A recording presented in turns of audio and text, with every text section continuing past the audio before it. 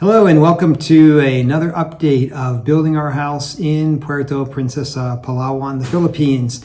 Today is March 30th, 2025, and I have a couple of items to update you on.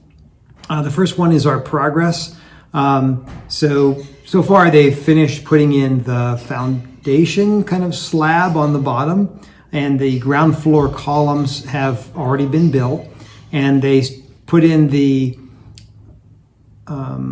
I guess they're beams going across that would where the second floor would fit on. So just the beams have been poured. So they're getting ready to kind of work, focusing on the second floor in terms of the civil works or the kind of concrete part of it. So what the engineer told us on site was that it looks like maybe it's going to be about 1 month per floor. So I don't know if that works in general for most, average size, residences, but 1 month per floor, we can kind of start to expect when we need to move on to the next steps and when to have things ready for the next, if there's materials that need to be ready or planning or payments that need to be done or contractors that need to be hired. That gives us kind of a way of approximating when the floors would be done. Following the structure, the beams and the columns being poured, we're going to be putting in blocks into the wall. So there's a lot of different kinds of blocks you can get, and I'll cover that in a moment when we talk about the kind of blocks that we ordered. First, I wanted to touch on safety on the job site. So as you can imagine, or if you're familiar with construction in the Philippines, there are a wide range of safety measures. For example, some of the folks like the architects, they have a hard hat, and the engineer chooses to wear a hard hat and certain kind of shoes. But then you see the total opposite end of the spectrum, which is just, wearing sandals and flip-flops, kind of like going to the beach mode with, not wearing a protective gloves or eye protection or anything. So if you're used to U.S. construction, you're going to see a much wider range of safety measures on your job site probably. So that's just local standards. People appear to be accustomed to that. It's not shocking to them. So we're kind of just going with the flow. We do have concerns that someone's going to have an issue there, but we really can't do anything about it because coming from outside of the Philippines, I'm sure nobody wants to be pressured into following a strict set of standards just for their own benefit, even though they don't even maybe see it as something that they would need to worry about. So you'll get used to that, but we're just choosing to let them run the way they run their own projects. Now there are constant little dangers everywhere. So if you can imagine, you have concrete sticking up, you have rebar sticking up, and you have all kinds of, trash and things that are like construction materials laying around the job site. So one of the things that we figured was that there's going to be some injuries. So when we were writing our contracts with the engineer and with the architect, we made it clear that we're not responsible for liability or anything related to accidents. And I think that's really fair because we can't really control the safety. If it was our job site, here in the US, we'd certainly be doing things a lot differently.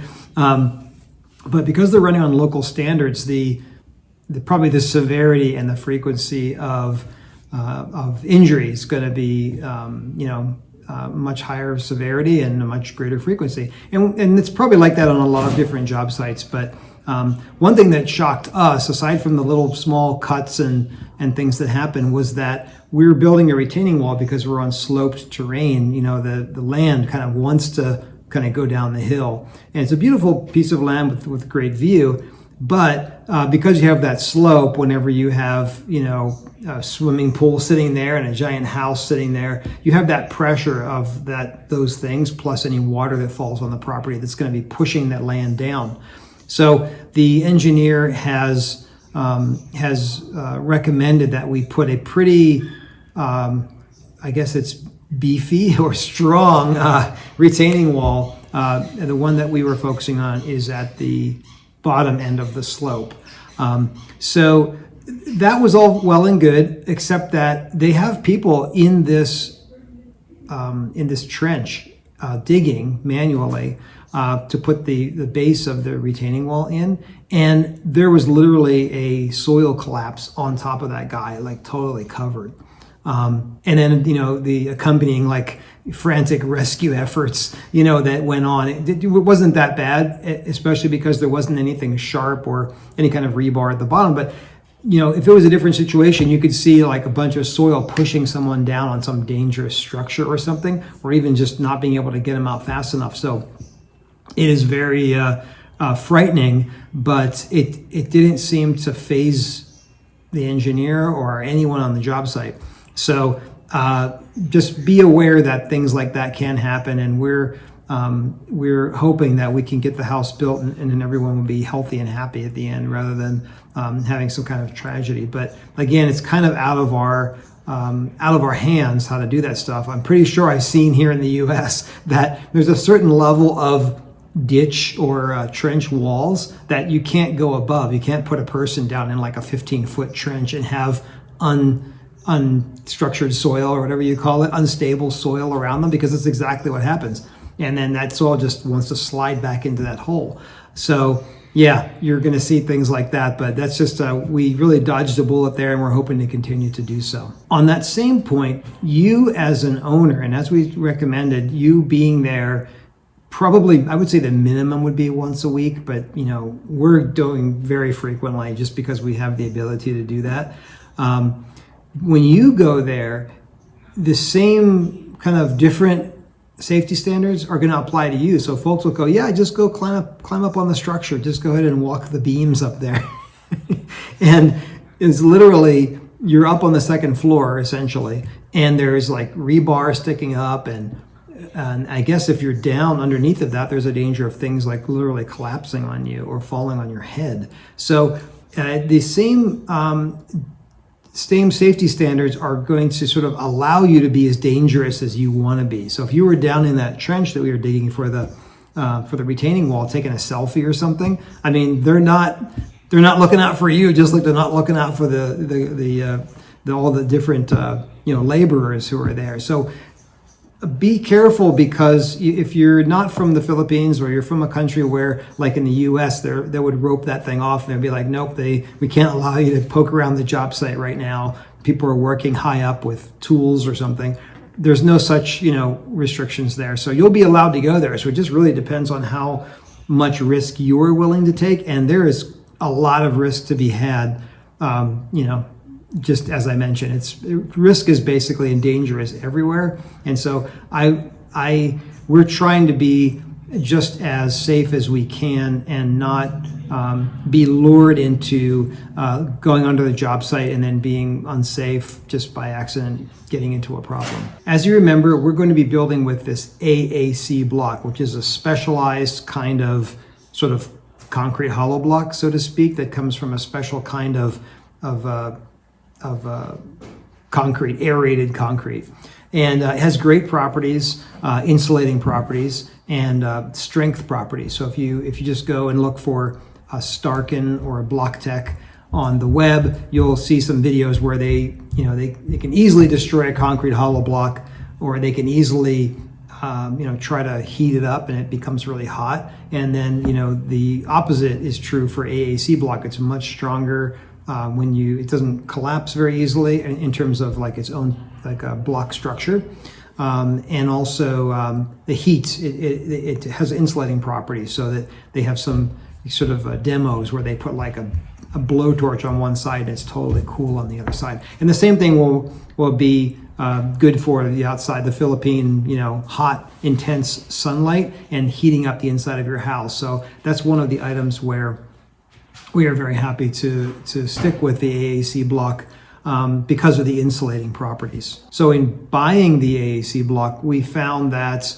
what you would expect, some companies that sell AAC block, they go faster, and some companies that sell AAC block they're slower to process orders. And we just found that we had gotten the quote for the number of blocks from the architects, and then we were ready to send those quotes off to the famous AAC block folks that you find in the Philippines. I'm sure you're aware of them.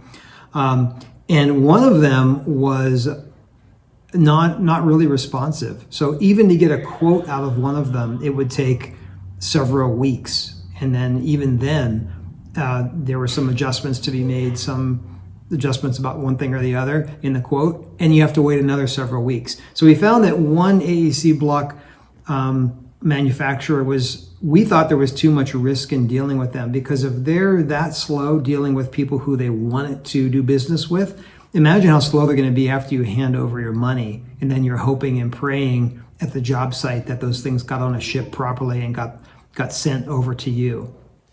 Or even if you're local to Manila, what if they're just slow in fulfilling orders? So for some reason, one of those AAC block companies just we couldn't proceed with them, just because we felt if we paid the money and then waited, it would be even worse than waiting for their quotes. The other one turned around really quickly. As a matter of fact, we had to make a change, which I'll talk about later on. But when you make a change to these kind of slow moving folks that don't really want to do business, you're adding weeks and weeks to your timeline, and pretty soon you're going to end up with your AAC block or whatever material is showing up late. So that brings me to the question of lead time. So when you're ordering things like AAC block or any kind of the things that your architect may say, hey, go ahead and buy whatever sinks you want for your bathrooms or whatever windows you prefer. If they're making that like owner supplied or OSM, owner supplied materials, then you have to really stay on top of it. As I've mentioned sometimes before, you want to make sure that you set your lead time. And like what we did with the AAC block is we said, if these guys don't get us this quote back by Wednesday of this week, that's it. We can't do business with them after having waited for several weeks.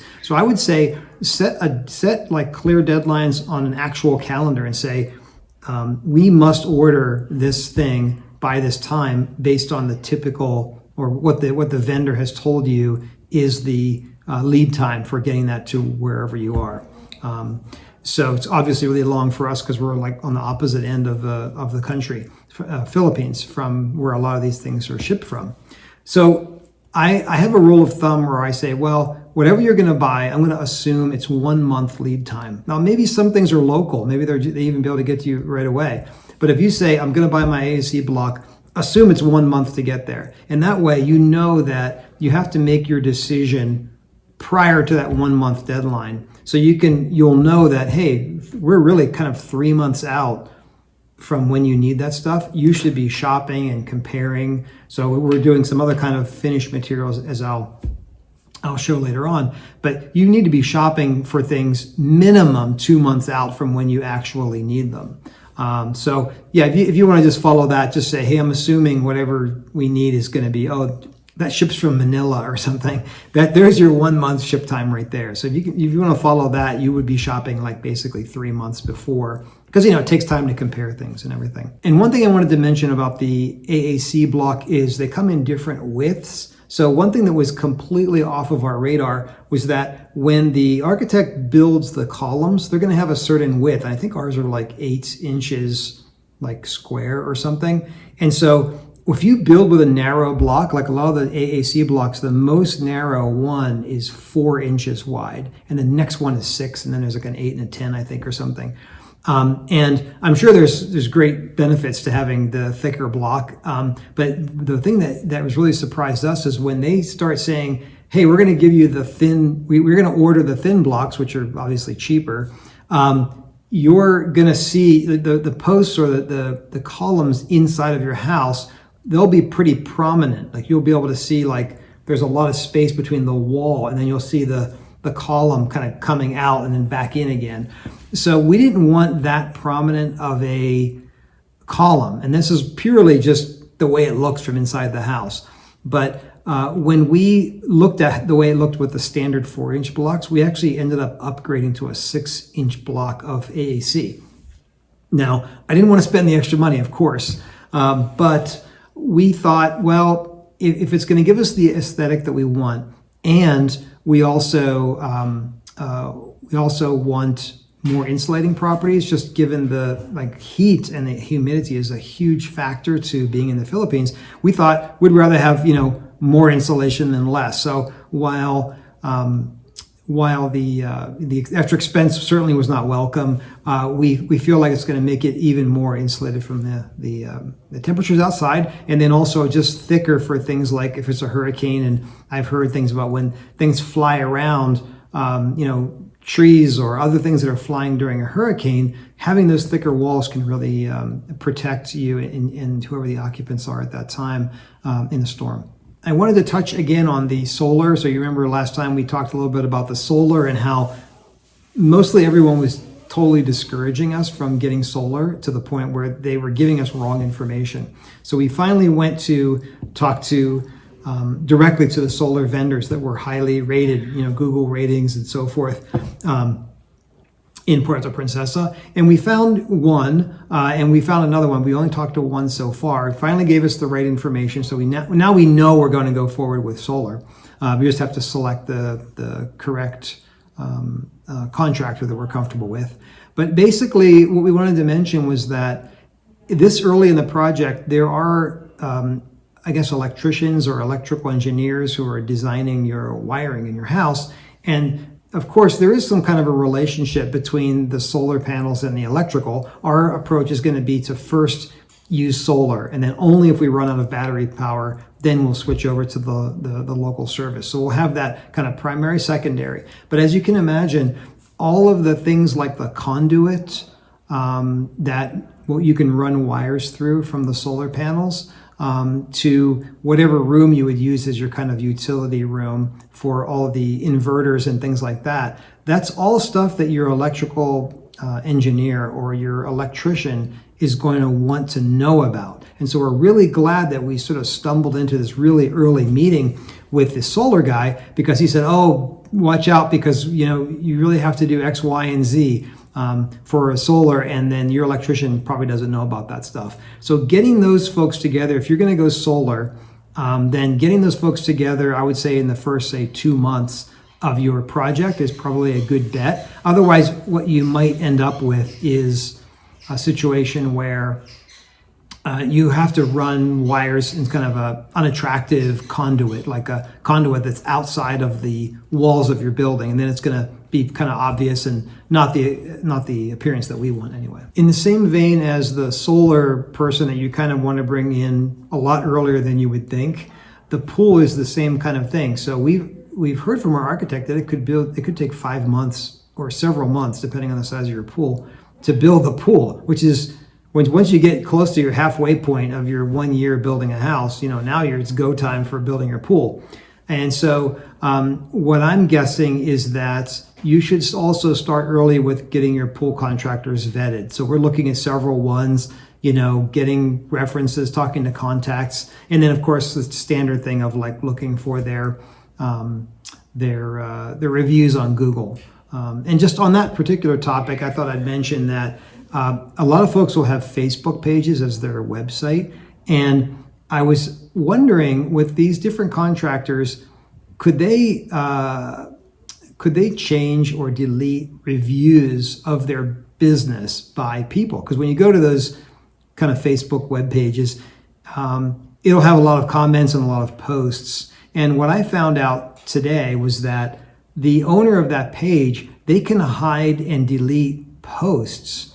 But if it's a real review, like a business review, there's a kind of a different item on a Facebook page, which is an actual business review. Those they can't. This is what I found today. So I did look at one of the contractors we were considering, and it was all positive posts, but no business reviews. And another one that had a lot of positive posts and just a few actual reviews, which I always think is like the person's brother-in-law or something posting on there when they start their business. So you got to take that stuff with a grain of salt, because once you get into business, especially in the Philippines, as we say, you got to have as much confidence that you can and as much reduced risk of getting into business with someone who's going to cause problems that you can possibly do. So in buying things, a lot of the things that you're going to find are on your list to buy are kind of finish items. So this finish list we discovered when our contractor from Hawaii had given us that to fill in. And it looked like a really great way of organizing.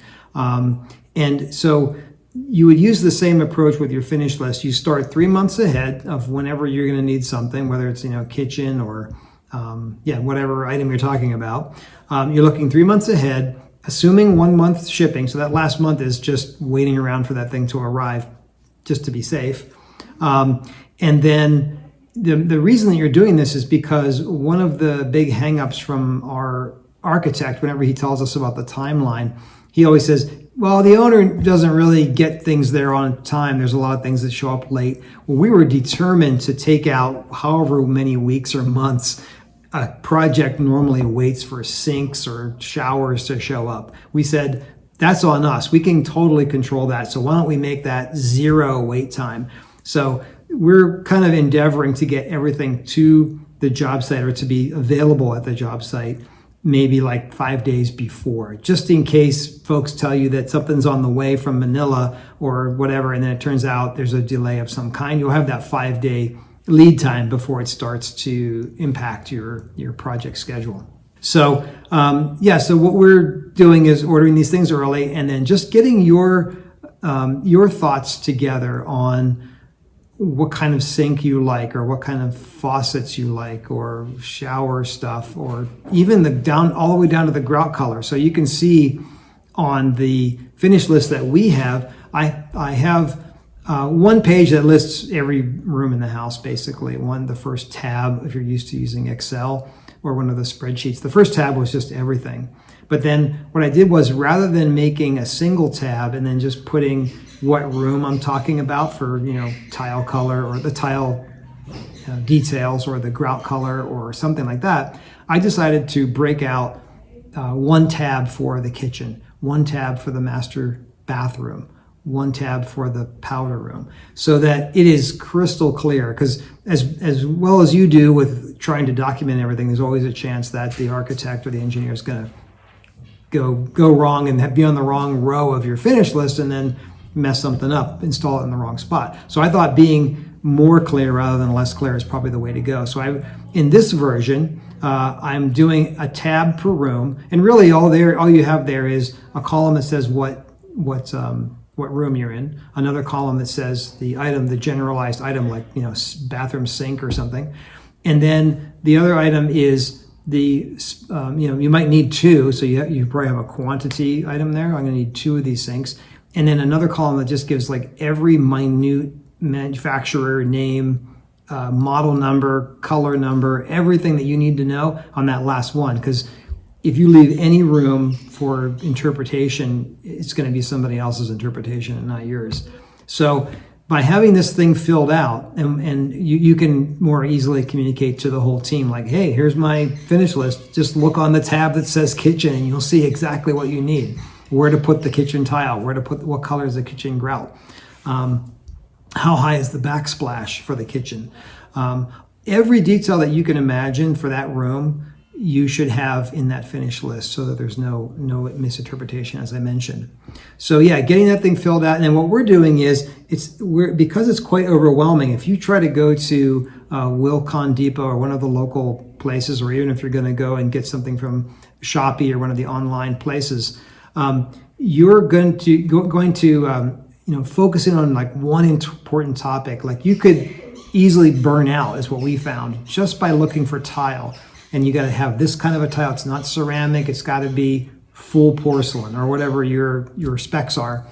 And then whatever color, whatever design you're going for, right? And then do they have it in stock, or all these different things. So as you go and you focus on that just for tiles, if you're simultaneously looking at your entire finish list, like, oh, wait a minute, I have to go and before the store closes, I better run and go check out what kind of faucets or sinks that they have. We decided against doing that. What we said was, let's focus on the finish list by what comes first. And tile, AAC block's not really a finish item, but it was owner supplied material. But on the finish list, tile and grout was one of the next things that are going to go in. So we're just focusing on tile, and put like a deadline for ourselves. We'll give yourselves 2 weeks to get your tiles, get all the model numbers, get all the shipping information and all that documented. And then once you're done with your tiles, you're totally done with your tiles. There's no going back, which is a great feeling, especially considering how complicated tiles are to choose. And so, and then after that, we're going to focus on the next thing, which I think is going to be maybe windows. We have to do windows as a very early item as well. So maybe take that approach if you like that. But we found that just going in with the whole finish list was, you just get burned out and you make like 5% progress in each category, and it's not very satisfying. But if you said, hey, 2 weeks, my tiles are done. Another 2 weeks, I selected my window vendor, and so forth. So that's kind of what we did. And that's what we're doing right now. So really, that's the big update. I hope this information has been useful to you. We're certainly proceeding cautiously, but so far, knock on wood, all the things that have kind of been surprising, like, surprise, we have to build like a stronger retaining wall, for example. All those surprises, it was totally out of our control. You can't control if the engineer recommends some adjustment when you're on site there based on certain conditions. But what's within your control, just focus on that and say, I'm going to try to do whatever I can for these other items. But for things that are in my control, I'm got to be airtight, 100% ahead of schedule, and keep your own records, and then and do your own legwork, so that at least the errors and mistakes are not coming from your side, All right, well, looking forward to the next part of our project. Stick with us, and thanks for hanging in there. Please like and subscribe. Take care. So here they are finishing the retaining wall here. They're almost to the front gate here. So here they are framing the columns to be able to start the beams on the second floor.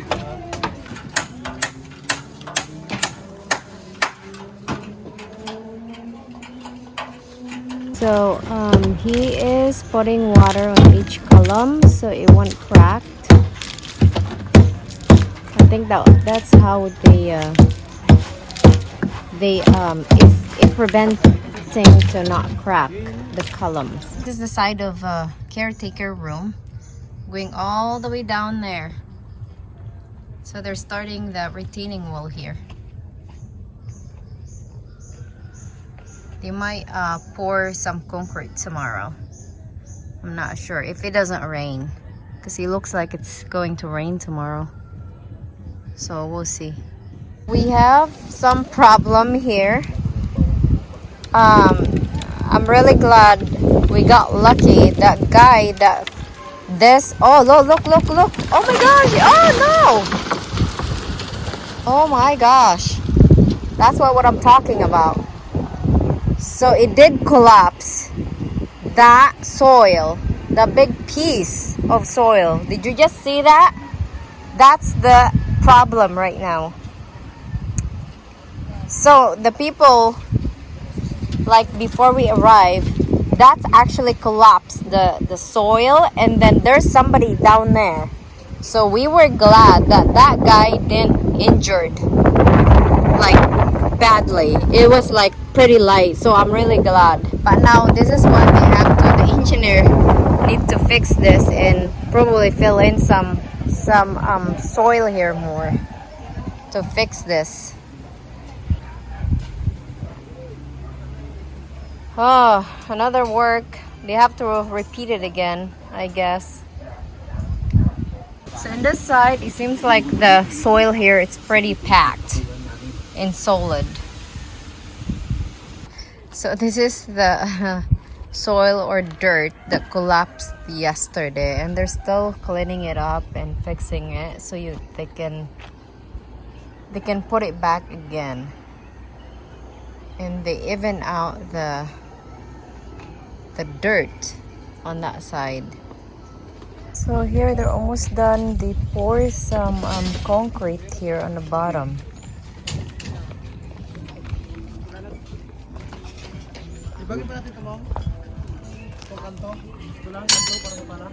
And then this is the one that was collapsed a few days ago, and now they are fixing it, and hopefully they will pour all concrete. So they are starting the second floor beam.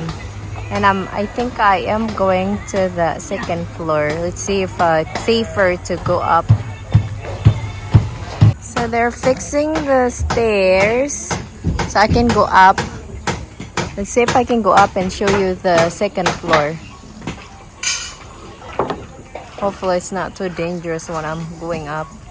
I just want to show you guys what it looks like in the second floor and the view. So there. He is fixing. He's adding the stair so I can go up. So hi guys, I'm here on top on the second floor. Wow, look at the view. This is beautiful here. So engineer and everybody are here. I'll show you what it looks like after this. And here, second floor. It's actually quietly hot. I mean, it's pretty high. It's pretty high to look down over there. I'll show you. That's what it looks like down there. It is high. I think it's 3.5 meters. How high it is on each floor. They are finishing putting the frame here, and then once they're done, they can pour concrete all over through this side. But that one they're still finishing and putting more frame. Wow, I can't wait to see the third floor. So there, if you can see the spacer, so they put all the spacer, that white, that one, that's what they call spacer. So they put spacer on all over the frame, that rebar. And I think they have to put that all the way through that side, and actually all of that frame. So here they're finishing the floor of the retaining wall. Maybe tomorrow or the other day, it will be finished. The second level. There.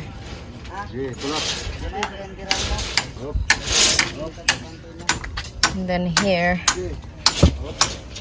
think they're still fixing this one because they're not straight since the dirt or the soil collapsed a few days ago. So they're still working on that. And that one,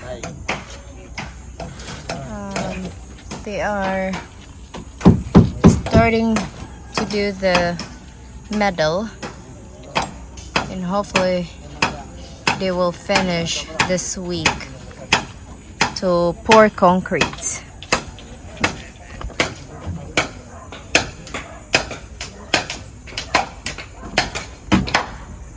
That you can actually see it here at the bottom of the retaining wall. I think that's all the way to the top, from there to the bottom to all the way to the top where we stop the wall.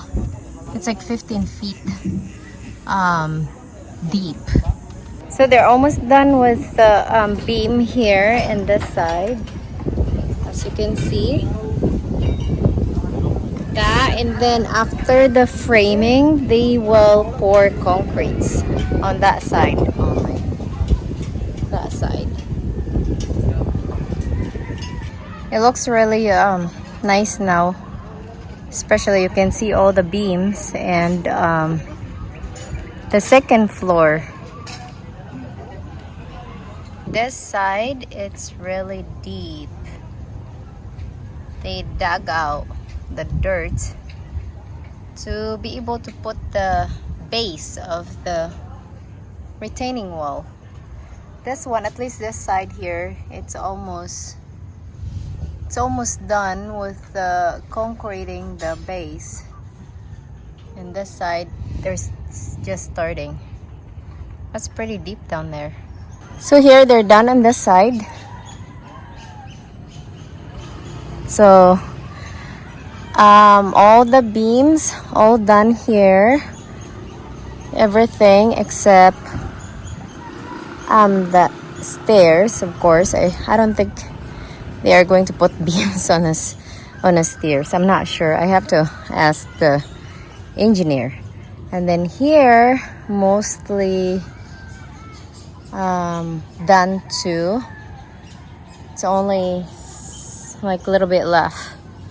So yeah, so this is gonna be our flooring where we start for the second floor. This one here on top of the beams, and that's gonna be our floor starts. So yeah, I think it will take a month to finish the second floor until like, I mean, everything. One day we'll do all the flooring and everything, and then they will start the third floor after that. So here on the second floor, it's almost done with all the beams. There's a little bit more to finish, and once they're done, they will put all the frame and then pour concrete. It might be next week or something like that. I'm here on the second floor.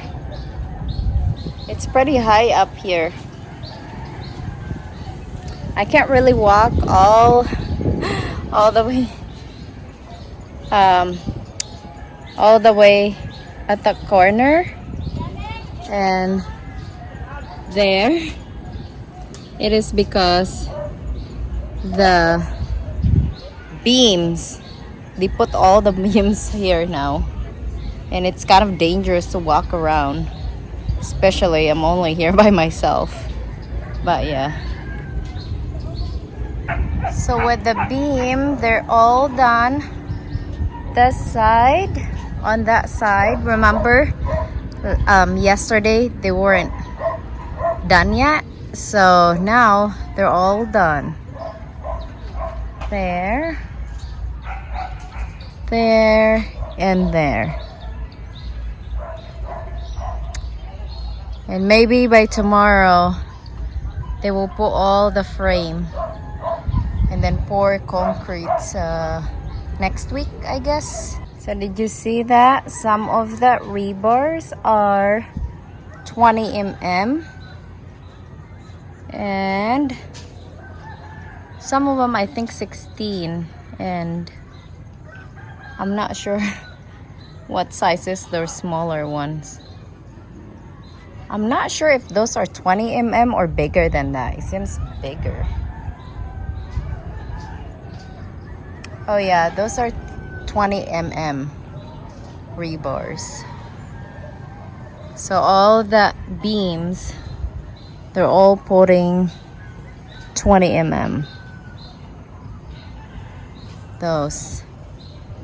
Even all the way to the corner in both sides. Those are needs to be thicker beams or rebar. Here's the retaining wall. They are almost done all the way to the top. There. I think that might be like a 15 feet high. But all the way down, remember I showed you like a few weeks ago, it was like really down there. So I think it was like around probably 20 feet down when they dug out the dirt where they started the base for the retaining wall. So this is the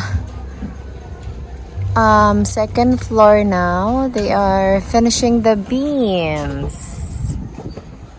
and this side, and You can see the retaining wall. I bet after this done, maybe within a week or so, maybe not a week, they'll probably pour all the concretes all the way down here. So this retaining wall, they are going to finish, according to the engineer, it's like before end of this week. So can you imagine? They will be finishing end of this week. That's his target, to finish end of this week. So this is the still good. And I think after they put all of the slabs, they put this one and then they do the welding, I think. That's what he was telling me. Ito ilalagay, di ba kuya, sa deko? Para sa slab po. Ah, ilalagay ito sa ano sa slab. Yung salo niya sir yung sa slab. Steel bed. Ah, kasi ipapako, okay. So here's the second floor. They are putting all the frames so they can put concrete, I think, tomorrow. It will be pouring concrete tomorrow if it doesn't rain. And here they are finishing the beams. And next they're putting frames and concretes.